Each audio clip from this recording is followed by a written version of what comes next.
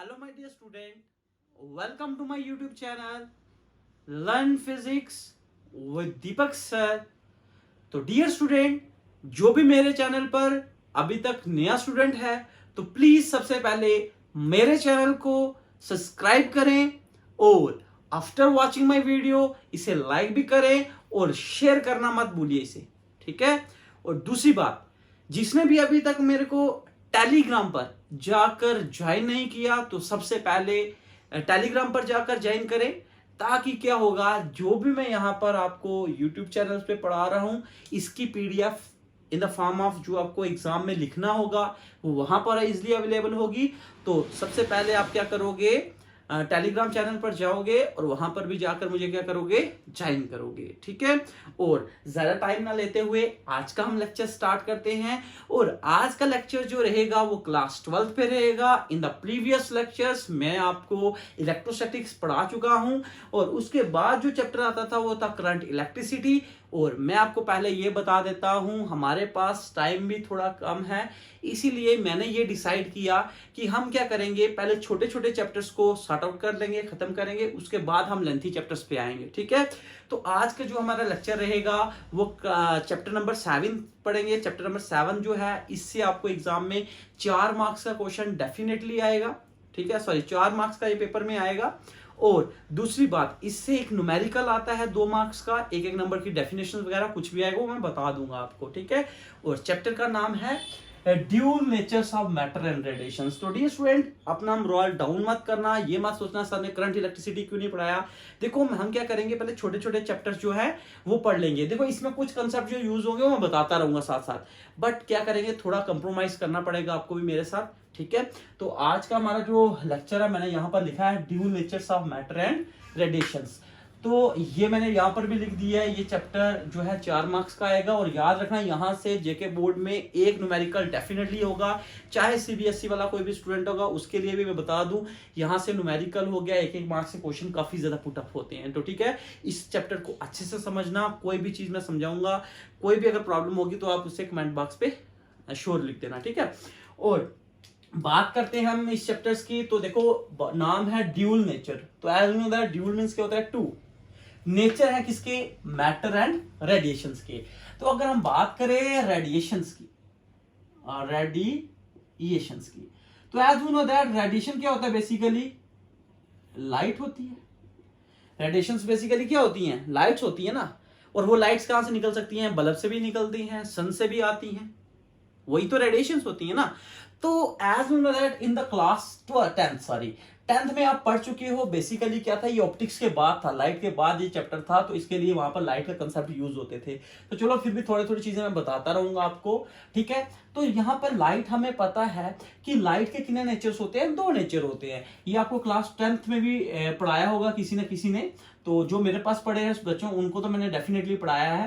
तो लाइट के 2 नेचर होते हैं, वो कौन कौन से नेचर होते हैं, एक होता है पार्टिकल नेचर और एक होता है वेव नेचर।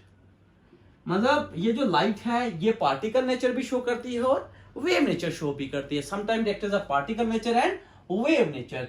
और इसी तरीके से हम ये कह सकते हैं कि जो यहां पर क्या है, सॉरी, यहां पर जो मैटर है, ये मैटर भी क्या करता है, ये भी कितने मतलब कैरेक्टर्स को एक्सिबिट करता है, 2 कैरेक्टर्स करता है, जिसे नाम मैंने दे दिया पार्टिकल और वेव।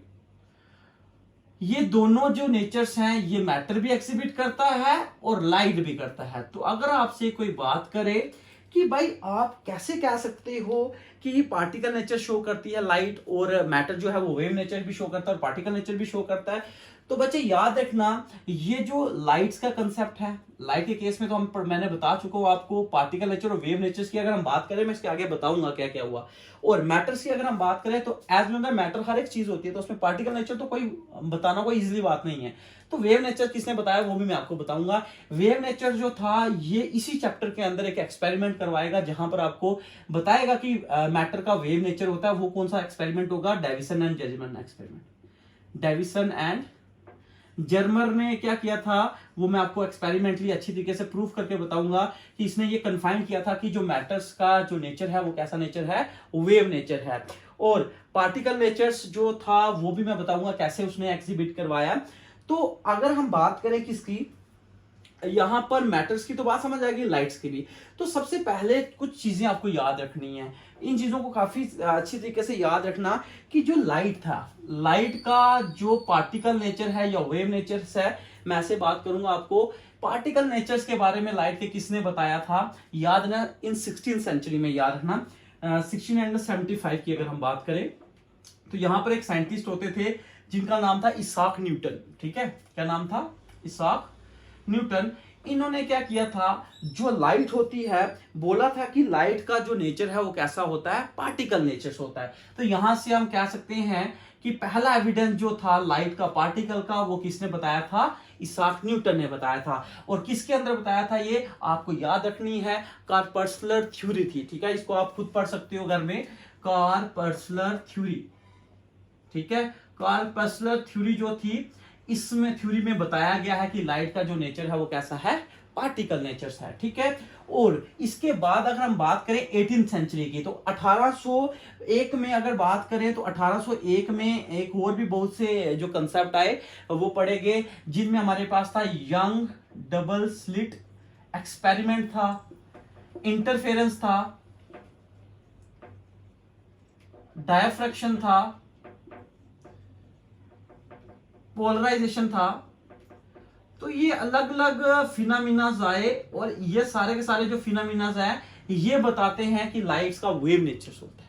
ठीक है, तो यहां से हमारे पास पता चल गया था कि लाइट्स के वेव नेचर भी होता है और पार्टिकल्स नेचर भी होता है। इसी के दौरान एक 19th सेंचुरी में भी हमारे पास 1900 हम कह सकते हैं, 1905 पे हम कह सकते हैं, एक और फिनोमिनाज आया जिसमें यह कहा गया कि हमारे पास जो लाइट्स है वो बिहेव करती है पार्टिकल नेचर भी और वेव नेचर्स भी। तो उनमें जो हमारे पास कंसेप्ट था, जिस कंसेप्ट का नाम था फोटो इलेक्ट्रिक इफेक्ट। तो ये फोटो इलेक्ट्रिक इफेक्ट्स क्या होते हैं, ये सारी चीजें मैं आपको समझाऊंगा Aahista Aahista. Young double slit experiment मैं आपको लाइट्स के चैप्टर में पढ़ाऊंगा, ऑप्टिक्स के चैप्टर्स में पढ़ाऊंगा, बट कुछ चीजें आप मेरे साथ आपको कंप्रोमाइज करना पड़ेगा। कि जैसे मैंने आपको बता ही दिया कि लाइट्स के यहाँ पर क्या कहता है, चैप्टर का नाम क्या है, dual natures of matter and radiation, which means radiations light होती है, लाइट्स के दो नेचर होते हैं, पार्टिकल नेचर होता है और वेव नेचर होता है। इसी तरीके से मैटर्स के भी कितने नेचर होते हैं, पार्टिकल नेचर और वेव नेचर। तो इसका वेव नेचर कौन शो करवाता है, डेविसन एंड जर्मन एक्सपेरिमेंट। ठीक है, और लाइट्स की अगर हम सबसे पहली बात करें, किसने एविडेंस दिया, न्यूटन ने दिया। उसके बाद 18th सेंचुरी में वेव नेचर का जो वेव प्रॉपर्टीज थी वो किसने बता दी, इसकी लाइट की, यंग डबल स्लिट एक्सपेरिमेंट ने। तो ये अलग अलग फिनोमिना टेक प्लेस हुए थे। तो यहां से हमारे पास एक इफेक्ट आता था, लास्ट इफेक्ट जो दिया गया, जिसने लाइट्स को अच्छी तरीके से एक्सप्लेन कर दिया कि लाइट्स के दोनों नेचर्स होते हैं, जिनमें मैंने आपको नाम दे दिया फोटो इलेक्ट्रिक इफेक्ट्स। तो फोटो इलेक्ट्रिक इफेक्ट्स को समझने से पहले हम कुछ बेसिक्स पे आते हैं इस चैप्टर्स की। देखो, इसका बेसिक्स पढ़ना बहुत जरूरी है, इस चैप्टर का बेसिक से ही क्वेश्चंस आएंगे। बात को समझना, ये जस्ट एक मींस जो ये मैंने अभी चीज आपको समझाई, ये जस्ट आप बोल सकते हो कि एक इंट्रो थी जो चैप्टर हम पढ़ने जा रहे हैं। ठीक है, अब आपको समझ आ गया होगा। अगर आपसे पूछे dual nature of matter and radiation का मतलब क्या है, तो आप कह सकते हो कि यहाँ पर यह बताया गया है कि जो मैटर है और रेडिएशन, इसके कितने नेचर्स हैं, दो, एक पार्टिकल नेचर है और एक वेव नेचर है। तो अब आते हैं हम पहले टॉपिक पे। इसके जो सबसे पहला टॉपिक है फ्री इलेक्ट्रॉन्स, हम ऐसा कह सकते हैं, फ्री इलेक्ट्रॉन्स इन मेटल। ठीक है, अब ये क्या होता है फ्री इलेक्ट्रॉन्स इन मेटल। तो बच्चे ध्यान देना, हर एक जो मेटल होता है, मेटल के आउटर मोस्ट शेल्स में क्या होते हैं, फ्री इलेक्ट्रॉन्स होते हैं, जिन्हें हम वैलेंस इलेक्ट्रॉन करते हैं ना। वो क्या करते हैं, वो इजिली मूव करते हैं किसी भी मेटल के अंदर एक जगह से दूसरी जगह पे। मान लीजिए हमारे पास this is a metal, suppose करो दिस इज अ मेटल। बात को समझना अच्छे से, ठीक है बच्चे। अब मैंने क्या बोला, इस मेटल के अंदर मैंने क्या बोला, इसके आउटर मोस्ट शेल्स में कुछ फ्री इलेक्ट्रॉन होते हैं, जिन्हें हम वैलेंस इलेक्ट्रॉन कहते हैं। अब ये जो वैलेंस इलेक्ट्रॉन होते हैं, ये किसी भी मेटल के अंदर क्या करते हैं, फ्रीली बाउंडेड हुई होती है। ठीक है, फ्रीली बाउंडेड मतलब होते हैं कि आप क्या, लूजली बाउंड आप कह सकते हो, लूजली बाउंडेड होते हैं। और लूजली बाउंडेड होने के कारण क्या होता है, ये कहीं पर भी मूव कर सकते हैं मेटल के अंदर, इधर जा सकते हैं, अपनी मर्जी से कहीं पर भी जा सकते हैं। जैसे होता है ना, क्लास के अंदर एक शरारती बच्चा होता है, वो अपनी मर्जी से किसी भी डेस्क के अंदर बैठ जाता है। ठीक है, तो जब टीचर से डांट पड़ती है तो वो क्या करता है, उसको बकायदा क्लासरूम से बाहर निकाला जाता है। तो सपोज करो ऐसे ही कुछ बात है कि ये पूरा एक क्लासरूम है, एक पूरा मेटल है, इसके अंदर फ्री इलेक्ट्रॉन है जो शैतान बच्चे हैं। अब ये जो शैतान बच्चे होते हैं ये अपनी मर्जी से कहीं पर भी घूम सकते हैं, बट क्लास से बाहर नहीं जा सकते जब तक टीचर इनको मीन्स कोई कमांड ना दे दे, है ना। तो इसी तरीके से मान लीजिए अब ये जो फ्री इलेक्ट्रॉन होते हैं ये क्या करते हैं, जो वैलेंस इलेक्ट्रॉन है ये इजीली क्या करते रहते हैं, फ्रीली बाउंड होते हैं ना, है ना, ये लूजली बाउंड होते हैं। उसकी वजह से क्या होते हैं कि एक जगह से दूसरी जगह मूव करते रहते हैं। और यही जो फ्रीली आप कह सकते हो या लूजली बाउंड इलेक्ट्रॉन को हम क्या कहते हैं, लूजली बाउंड इलेक्ट्रॉन को हम क्या कह सकते हैं, is called as free electron. अब क्या होता है कि ये जो इलेक्ट्रॉन है ये क्या करते हैं, मेटल की जो सरफेस होती है उस मेटल सरफेस से बाहर अपनी मर्जी से नहीं आ सकते। तो अगर अपनी मर्जी से ये बाहर नहीं आ सकते, विच मीन्स इनको कोई और फोर्स है ना जो इस मेटल के अंदर लेके जाती है, मतलब बाहर नहीं इनको आने देती मेटल्स के, मतलब मेटल से जो फ्री इलेक्ट्रॉन्स होते हैं, जो वैलेंस इलेक्ट्रॉन्स होते हैं जिन्हें हम लूजली बाउंड इलेक्ट्रॉन भी कहते हैं। तो विच मीन्स इन इलेक्ट्रॉन को एक पीछे की तरफ एक फोर्स लगती है, मतलब जिसकी वजह से ये इलेक्ट्रॉन मेटल के सरफेस से बाहर नहीं आते। उस फोर्स को हम कहते हैं रिस्ट्रेनिंग फोर्स। मीन्स इसका जो मैग्नीट्यूड होता है उतना मैग्नीट्यूड होता है ताकि ये उस मेटल से जो मतलब फ्रीली जैसे होंगे, मान लो उनके पास मान लो 5 जूल्स की एनर्जी है, तो विच मीन्स 5 जूल की एनर्जी से वो बाहर नहीं आ सकते। अगर उससे एक्सीड कर जाती है तो वो बाहर आएंगे। तो इसमें रिस्टोरिंग फोर्स पीछे की तरफ उनको क्या लगती होगी, वो हम कह सकते हैं 5 जूल की लगती होगी। तो उस फोर्स को हम रिस्ट्रेनिंग फोर्स भी कहते हैं और फोर्स ऑफ अट्रैक्शन भी कहते हैं, ठीक है। उसकी वजह से जो ये फ्रीली इलेक्ट्रॉन्स होते हैं ये मेटल सरफेस से बाहर नहीं आ सकते। तो अब क्या होता है, इन इलेक्ट्रॉन्स को मेटल से बाहर निकालने के लिए कुछ एनर्जी लगानी पड़ती है। तो वो जो एनर्जीज होती है उसे कहते हैं वर्क फंक्शन। क्या कहते हैं, वर्क फंक्शन। मतलब ये हुआ, बात को समझना अच्छे से, आपको समझ आ गया होगा फ्री इलेक्ट्रॉन्स क्या होते हैं। जो भी लूजली बाउंड इलेक्ट्रॉन किसी भी मेटल के अंदर होते हैं उन्हें हम कहते हैं फ्री इलेक्ट्रॉन्स, ठीक है। दूसरी बात मैंने क्या बोला, ये बहुत इंपॉर्टेंट डेफिनेशन है वर्क फंक्शन, और ये बड़ी बार एग्जाम में आई हुई है। देखो अब भी मैंने क्या बोला था, इन फ्री इलेक्ट्रॉन के पास टोटल अमाउंट ऑफ एनर्जी जो है वो है 5 जूल की। सपोज करना बच्चे, मैं एग्जांपल देके समझा रहा हूं ताकि आपको चीज समझ आए। मान लीजिए अगर इनके पास 5 जूल की एनर्जी होगी तो विच मीन्स इनके पास टेंडेंसी है कि एक रूम के अंदर ही एक जगह से दूसरी जगह मूव करते रहेंगे। अगर मैं इनको 5 से थोड़ी सी भी ज्यादा एनर्जी लगा दूंगा तो ये क्या होगा, इनको कोई एक दूसरा बंदा आके बाहर खींचेगा। तो विच मीन्स एक्स्ट्रा एनर्जी चाहिए ना, मीन्स इनको कितनी एनर्जी चाहिए बाहर निकालने के लिए, 6 जूल की एनर्जी चाहिए ना। तो इसी तरीके से क्या होता है कि वर्क फंक्शन भी क्या करता है, इन्हें कम से कम इतनी एनर्जी प्रोवाइड कर देता है कि हमें क्या करना पड़े, इस इलेक्ट्रॉन को बाहर निकालने के लिए जो मिनिमम अमाउंट ऑफ एनर्जी लगती है ना, दैट एनर्जी को हम रिप्रेजेंट करते हैं, मेयर करते हैं in the form of work function. बात को समझना, वर्क फंक्शन क्या होता है, it is a minimum amount of energy which is required to escape the electron from the metal surface. मतलब ये हुआ कि मेटल की सरफेस से इलेक्ट्रॉन को बाहर निकालने के लिए जो भी मिनिमम अमाउंट ऑफ एनर्जी चाहिए होगी, that energy is called as work function. बात को अच्छे से समझो, मैं क्या बोल रहा हूं। मैंने क्या बोला, it is the minimum amount of energy which is required to escape the electron from the metal surface। means metal की सरफेस से बाहर निकालने के लिए कितनी मिनिमम अमाउंट ऑफ एनर्जी चाहिए होगी, that is called as work function. और याद रखना डिफरेंट मेटल के लिए डिफरेंट वर्क फंक्शन करना पड़ता है। सपोज करो एक रूम के अंदर एक पतला बच्चा है और एक मोटा बच्चा है, तो ऑब्वियस सी बात है पतले के लिए थोड़ी एनर्जी कम लगेगी, मोटे के लिए थोड़ी एनर्जी ज्यादा लगेगी। तो same case will be here, अगर यहाँ पर डिफरेंट मेटल होगा तो इसके लिए जो वर्क फंक्शन होगा वो भी डिफरेंट होगा। तो होप कि आपको समझ आ रहा होगा कि किसी भी इलेक्ट्रॉन को मेटल सरफेस से बाहर निकालने के लिए जो भी कम से कम एनर्जी लगेगी, that energy is called as work function. और इसे डिनोट करते हैं, इट इज डिनोटेड बाय 5। इसको किससे रिप्रेजेंट करते हैं, 5 से। ओ और आर यहाँ पे ऐसे लिखा होगा वर्क फंक्शन ऑफ 5। तो इसमें कुछ चीजें आपको और याद रखनी है कि अगर यहाँ पर पेपर में पूछा जाए सबसे ज्यादा किस मेटल के केस पे आपको एनर्जी लगती है इलेक्ट्रॉन को बाहर निकालने के लिए, तो ऑब्जेक्टिव पॉइंट ऑफ व्यू से याद रखना प्लैटिनम। ठीक है, प्लैटिनम के केस में हमें सबसे ज्यादा वर्क फंक्शन करना पड़ता है, और सीजियम के केस में CS, मतलब सीसी में होता है ना, मुझे केमिस्ट्री थोड़ी कम आती है। ठीक है, तो आप यहां से कह सकते हो कि प्लैटिनम के केस में हमारे पास जो वर्क फंक्शन होता है वो सबसे ज्यादा होता है, और सीजियम के केस में हमारे पास जो वर्क फंक्शन होता है वो काफी कम होता है। तो प्लैटिनम के केस में अगर पूछे कितना वर्क फंक्शन होता है, तो अब यहां से ये कह सको 15.65 नियर अप्रोक्सीमेटली यही वैल्यूज होती है, मुझे भी याद नहीं है एग्जैक्टली, बट हाँ यही होती है, श्योर, आई एम श्योर। तो याद रखना सीजियम के केस में हमारे पास होती है 2.14। तो आप बोलोगे कि सर इसको आप बोलते हैं मेजर करते हैं, तो मेजर हम कहते हैं इलेक्ट्रॉन वोल्ट्स पे करते हैं इसको मेजर। ठीक है, तो होप कि आपको समझ आ रहा होगा कि क्या क्या मैंने कहा इसमें।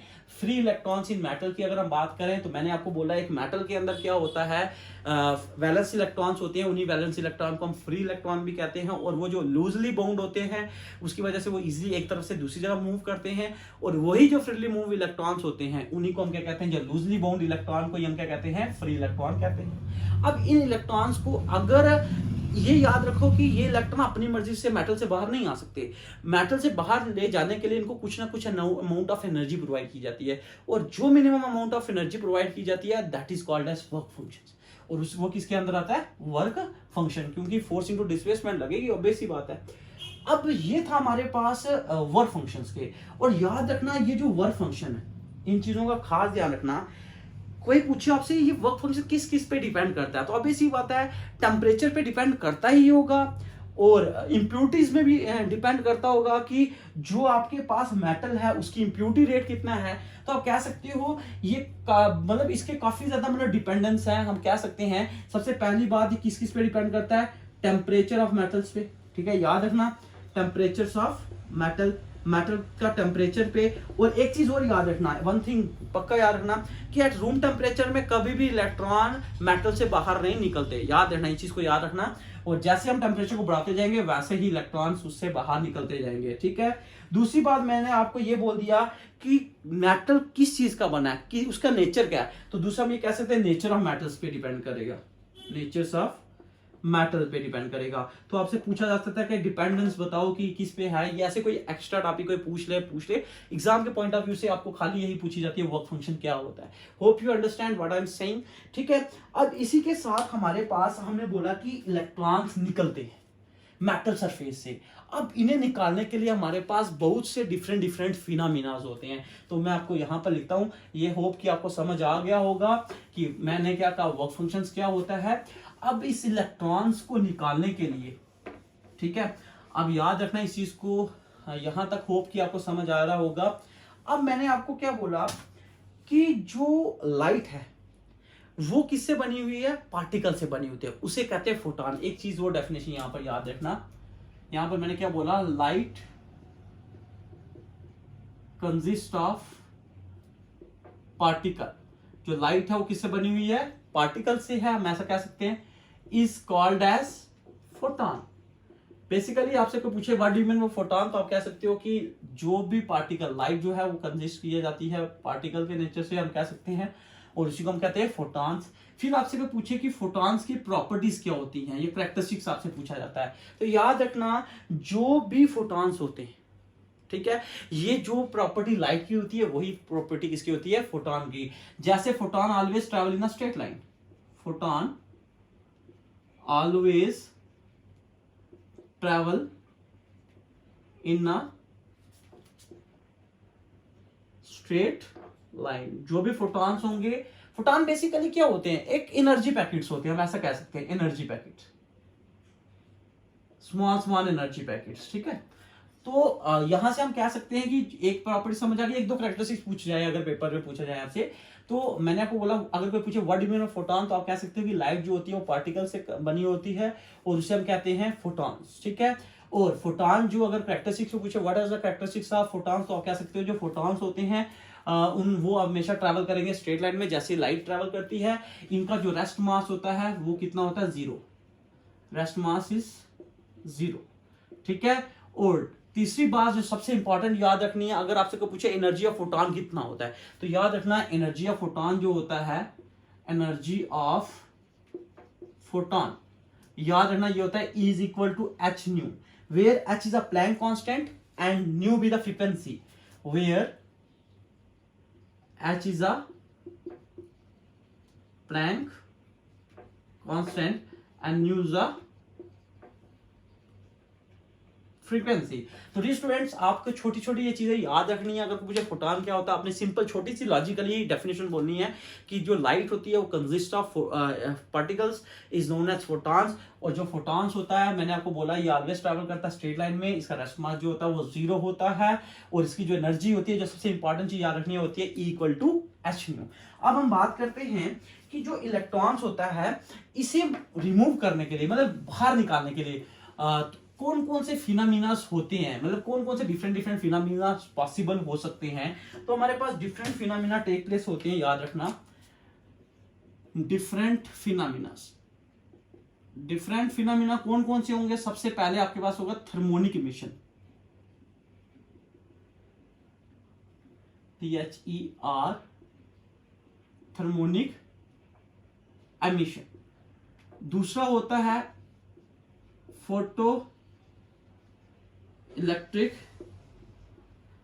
इफेक्ट, और तीसरा हमारे पास होता है फील्ड इफेक्ट भी होते हैं। तो डियर स्टूडेंट, आपके सिलेबस में खाली फोटो इलेक्ट्रिक इफेक्ट्स है, फिर भी मैं आपको बता देता हूं ये जो एमिशंस है, ये सारे के एमिशन है, तो ये कहां से जनरेट होते हैं। हम यहां पर एक आता है, आप पढ़ोगे जब प्रदीप की बुक पढ़ोगे वहां पर लिखा होगा इलेक्ट्रॉन एमिशन। तो अब ऐसी बात है, इमिशन का मतलब बाहर निकलना, इलेक्ट्रॉन का मतलब इलेक्ट्रॉन का बाहर निकलना। कहां से? मेटल सरफेस से। अब वो जो एमिशन होगी वो डिफरेंट वे से पॉसिबल है। तो सबसे पहली बात है थर्मोनिक एमिशन।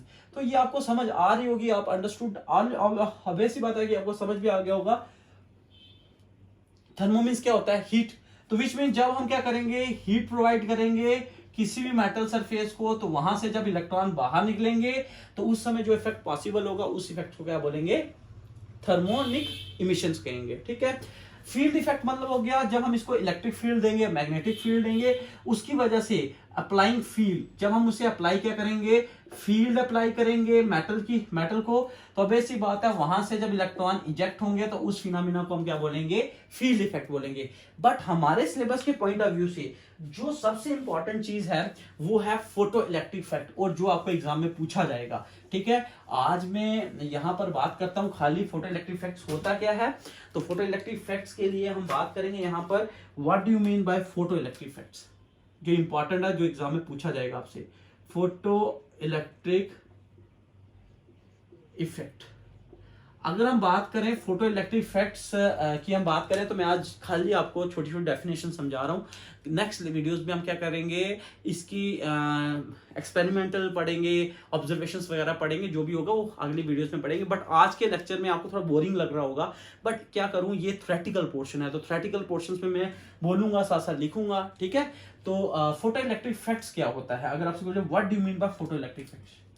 फोटो मीन्स क्या होगी? लाइट।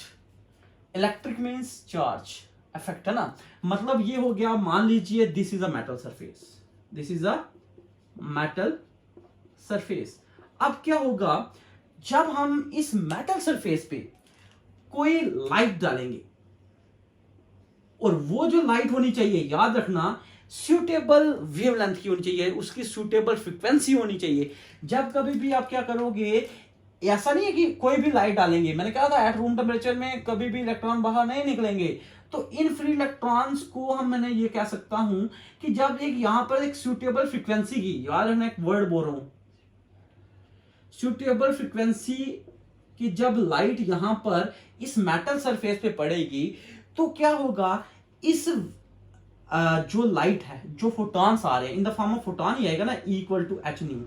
तो अब ऐसी बात है, मैंने क्या बोला, इसकी फ्रीक्वेंसी जो होनी चाहिए सूटेबल होनी चाहिए, ताकि वर्क फंक्शन से थोड़ी सी ज्यादा होगी तभी जाकर ये इलेक्ट्रॉन बाहर निकलेंगे ना। ऐसा नहीं कि हर एक केस में क्या होगा कि मेटल सरफेस से अपनी मर्जी से इलेक्ट्रॉन बाहर निकलेंगे, ऐसा नहीं हो सकता। तो यहाँ पर मैंने एक वर्ड बोला, एक सूटेबल फ्रीक्वेंसी। मैंने क्या बोला था आपको, डिफरेंट मेटल के लिए डिफरेंट डिफरेंट वर्क फंक्शन होता है। तो वही बात आती है कि मान लीजिए जब कभी भी हम क्या करेंगे, एक मेटल सरफेस में सूटेबल फ्रीक्वेंसी की जब लाइट को फॉल करवाएंगे और उस लाइट की वजह से क्या होगा, ये इलेक्ट्रॉन यहां से क्या हो जाएंगे, इजेक्ट हो जाएंगे।